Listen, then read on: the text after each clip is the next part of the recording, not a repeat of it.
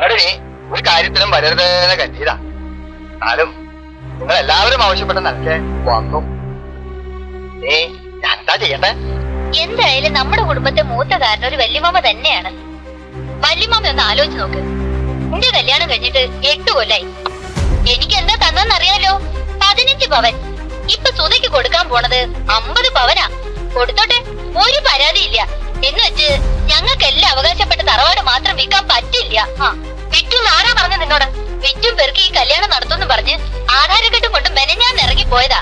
ഞങ്ങളോട് ആരോട് ആലോചിച്ചിട്ടില്ല. ഇവനൊരാണല്ലേ, ഇവനോട് പോലും ഒരു വാക്ക് പറഞ്ഞില്ല. അത് ചെയ്യാൻ പാടില്ല. കുടുംബത്തിന് സ്വന്തം മാത്രം നോക്കാന്ന് പറഞ്ഞാ അത് തന്നെയാ. ഞങ്ങൾ എന്തിനു വേണമെങ്കിലും തയ്യാറാ. പക്ഷെ എന്നോടൊരു വാക്ക് ആലോചിക്കണ്ടേ വലിയ മാമ? വിൽക്കാനാണെങ്കിലും പണയം വെക്കാനാണെങ്കിലും ഞങ്ങളുടെ ഒക്കെ സമ്മതവും കയ്യൊപ്പും വേണം. അതാലോചിച്ചിട്ടില്ല. ആലോചിക്കേണ്ടതല്ല, അതിനൊക്കെ പല വഴികളുള്ളൂ. ഒന്നും അറിയാതെയല്ല. എന്നെ തോൽപ്പിക്കണം, അത്രയേ ഉള്ളൂ ഏട്ടന്. തലമുറ എണ്ണ വയ്ക്കില്ലടാ മോനെ. ഞാനേ തെറ്റോ ശരിയോ ഏതായാലും ഒരു അഭിപ്രായ വ്യത്യാസമായ നിലയ്ക്ക് ഭാഗം നടത്തിയാ നടത്തുന്നത്. പിന്നെ പരാതിയില്ലല്ലോ. അതാ ഞാനും പറയണത്. എനിക്കിപ്പോ മണ്ണും ഭൂമിയൊന്നും അല്ല പ്രശ്നം, എന്റെ അനിയത്തിയാ. കുടുംബത്തിന്റെ അഭിമാനത്തിന്റെ പ്രശ്നം അത്. ആ വല്യമ്മാവ എപ്പോഴാ വന്നേ? കുറച്ചേരായി. എല്ലാരും ഉണ്ടല്ലോ. എന്താ പുതിയൊരു സഭ കൂടല്? ഇവർക്കൊക്കെ ചില പരാതികളുണ്ട്. ഓഹോ, അപ്പൊ കോടതിയാണ്. ആകപ്പിരിവായിരിക്കും അല്ലേ? അല്ലേ? നീ ഇങ്ങോട്ട് വരിക, ഒരു കാര്യം സംസാരിച്ച് തീരുമാനിക്കാനുണ്ട്. എനിക്ക് അതിനേക്കാൾ പ്രധാനപ്പെട്ട ഒരു കാര്യമുണ്ട്. അത് കഴിയട്ടെ ആദ്യം, എന്നിട്ട് വരാം. ഡേൽറ്റേക്ക് പോയിക്കോളൂ. അച്ഛനും അമ്മയൊക്കെ ചത്തിട്ട് 5-6 കൊല്ലായില്ലേടി, പിന്നെ എന്തിനാ കരയണേ? എന്ത്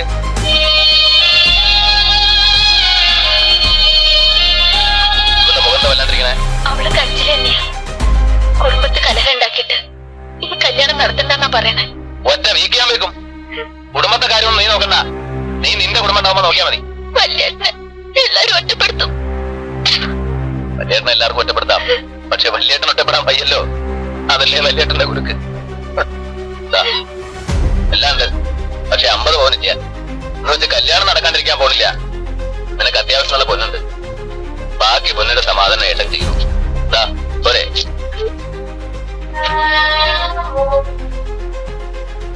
ആ ഇനി പ്രതി കൂടി കയറാം. വിസ്തരിക്കാം. വക്കീലിനോ ജഡ്ജിക്കോ ആർക്ക് വേണം വിസ്തരിക്കും.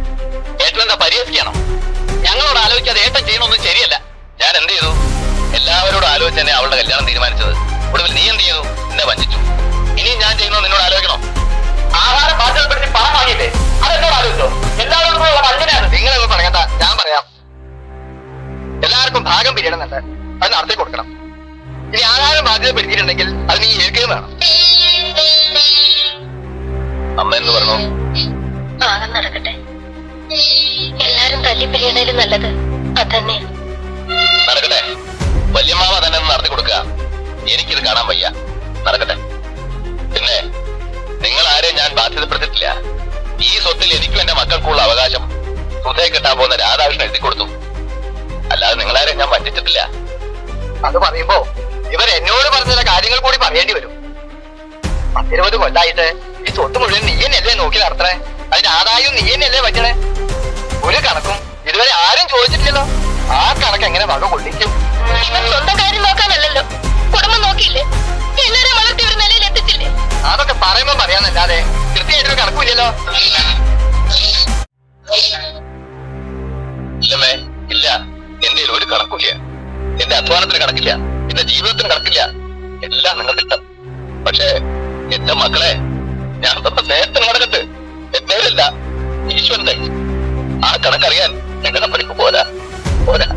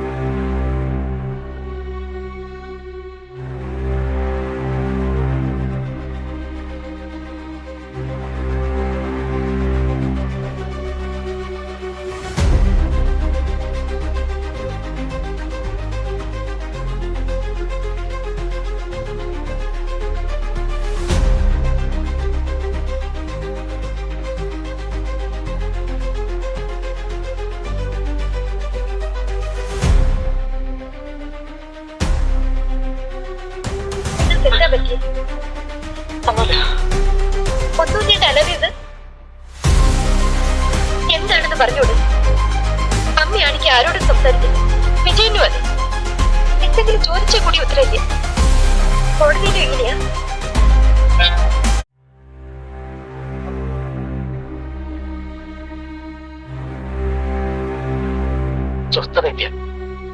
എന്റെ ഉള്ളിൽ നേരാണ്, ഉറക്കം പോലും കിട്ടുന്നില്ല. തെറ്റാണ് ചെയ്തത് മുഴുവൻ. വെറും തെറ്റല്ല, ക്രിമിനൽ മിസ്റ്റേക്ക്. എന്റെ മകളോട് എനിക്ക് സഹതാപമേയുള്ളൂ. തെറ്റ് നിന്റെ മാത്രമാണ്. ഒരു പെൺകുട്ടിയെ നിലയ്ക്ക് നിർത്താൻ കഴിയാത്ത നീ എങ്ങനെ ഒരു കോംപ്ലിക്കേറ്റഡ് കേസ് നടത്തും? നിനക്ക് വലിയൊരു ഭാവി ഞാൻ പ്രതീക്ഷിച്ചിരുന്നു. പക്ഷേ എനിക്കിപ്പോൾ സംശയം.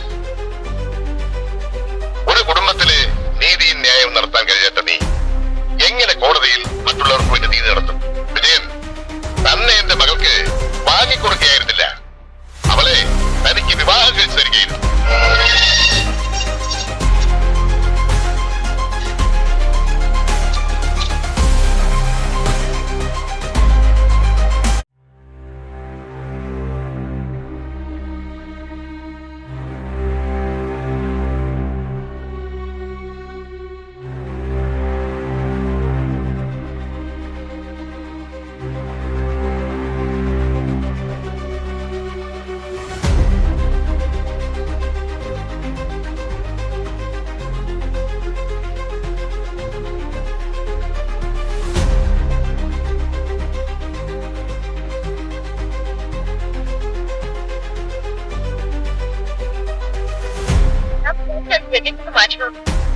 എന്തിനാ ഇങ്ങനെ കൊണ്ടുവന്നത്? ഒന്നും എനിക്ക് മച്ചിന്റെ മോളിൽ കൊണ്ട് ഡംപി, അല്ലെങ്കിൽ ആർക്കെങ്കിലും കൊടുക്കും. ഇതെനിക്ക് വേണം. എങ്കിൽ ഈ വൃത്തിയായിട്ട ക്ലോത്ത് മാറ്റി ആകെ ഒന്ന് ക്ലീൻ ചെയ്ത് പോളിഷ് ചെയ്യണ്ട. ഇതിങ്ങനെ തന്നെ ഇരിക്കണം. ഓ, ഈ ഏട്ടന്റെ ഓർമ്മയ്ക്ക്. ഓർമ്മയ്ക്കല്ല, അതിനെനിക്ക് ഇതിന്റെ ആവശ്യമില്ല. ഒരു ധൈര്യത്തിന്.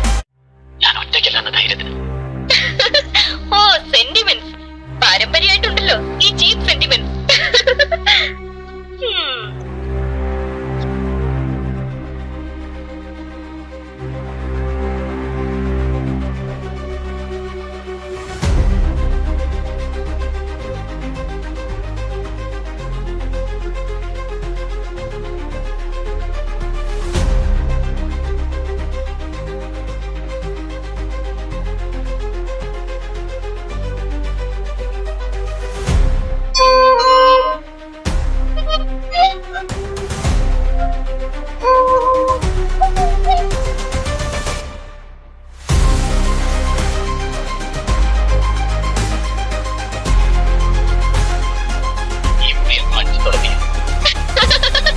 എന്നാലൊരു കാര്യം ചെയ്യും, എന്നും കുറച്ച് അരിയും പൂവിട്ട് പൂജിക്കും.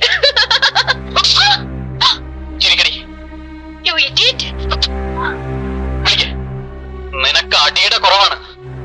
ആവശ്യത്തിന് അനാവശ്യത്തിന് പണം, പദവി, ലാളന. എന്നെ അടിച്ചു എന്റെ അച്ഛൻ അറിഞ്ഞോ, നിങ്ങൾ അന്ന് പുറത്താവും. ഇല്ല, നിന്റെ അച്ഛൻ എനിക്ക് കൈ തരും. നിന്റെ അച്ഛന് പറ്റിയ തെറ്റ് ഞാൻ തിരുത്തുന്നതിൽ എന്നെ അനുമോദിക്കും. സംശയമുണ്ടെങ്കിൽ ഈ നിമിഷം നീ അച്ഛനെ ചെന്നിട്ട് പറയേ. നീ ഇനിയാണ് ജീവിക്കാൻ പോണത് എന്റെ രീതിക്ക്, എന്റെ വീടിന്റെ രീതിക്ക്. നീ ജീവിതം എന്തെന്ന് കാണാൻ പോന്നേ ഉള്ളൂ.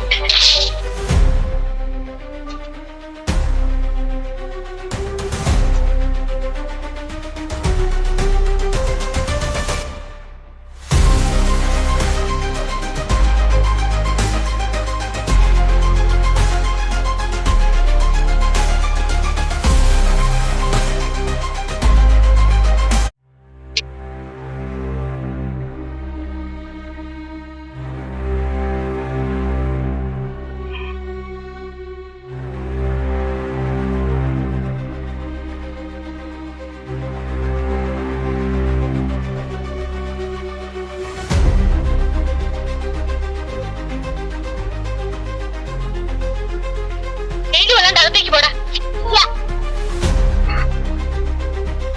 അവൻ വെയില് കൊള്ളണ്ടോനാ. പഠിക്കട്ടെ മാലുവേ, അവളെ പഠിക്കട്ടെ. പാറ പോലെ ഇരിക്കണം അല്ലേ? ചുണ്ടി വണ്ണ തുമ്പ് പണ്ടില്ല, പക്ഷെ നനച്ചുണ്ടാക്കിയാലുണ്ടല്ലോ പൊന്ന് വിളയും, പൊന്ന്. എന്നിട്ട് ഈ കറുത്ത ചരടൊക്കെ മാറാം.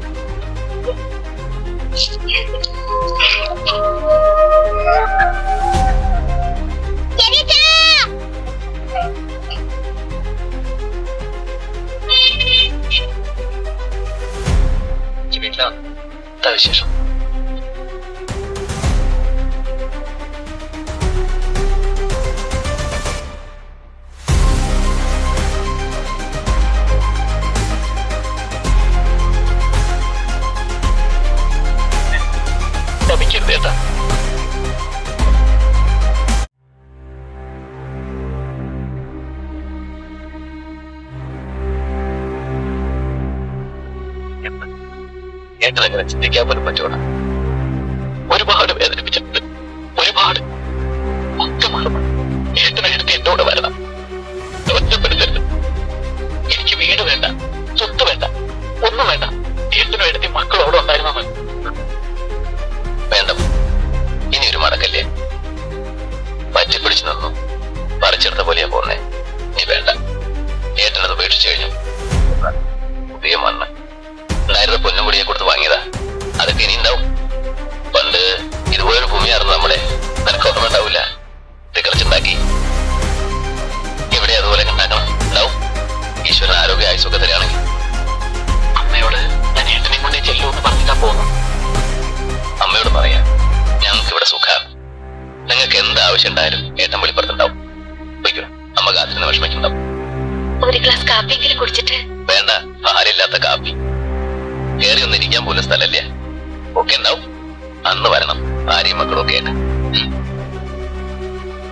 മാസത്തിലൊരിക്കലെങ്കിലും ഏട്ടൻ വീട്ടിൽ വരണം. അങ്ങനെ കണക്കൊന്നും വയ്ക്കണ്ട. എപ്പോഴാ വേണ്ടെന്ന് വെച്ചാ ഏട്ടൻ അവിടെ ഉണ്ട്. ഇനി സന്തോഷമായിട്ട് ജീവിക്കാൻ. വലിയ വക്കീലാവണം. രാമൻകുട്ടി എന്നെക്കാട്ടിയും പേരും പണം ഉണ്ടാക്കണം. ഇവിടെ ഈ തമിഴന്മാരോടൊക്കെ ഏട്ടനൊന്ന് വീമ്പളക്കാലോ. സമാധാനായിട്ട് പോകും. നീയൊന്നും ഒന്ന് പറഞ്ഞല്ലോ, അതിന് സന്തോഷമുണ്ട്. എല്ലാം നല്ലതിനാടാ, എല്ലാം നല്ലതിനാ.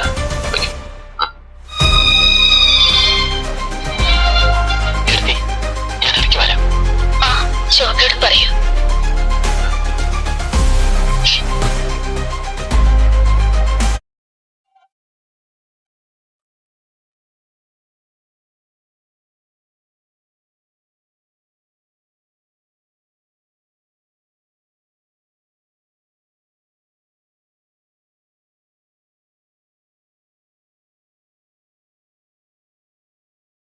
വിഷമമാണ്. സന്തോഷായി എനിക്ക്. അവ വന്നൂലോ, എനിക്ക് അത് മതി.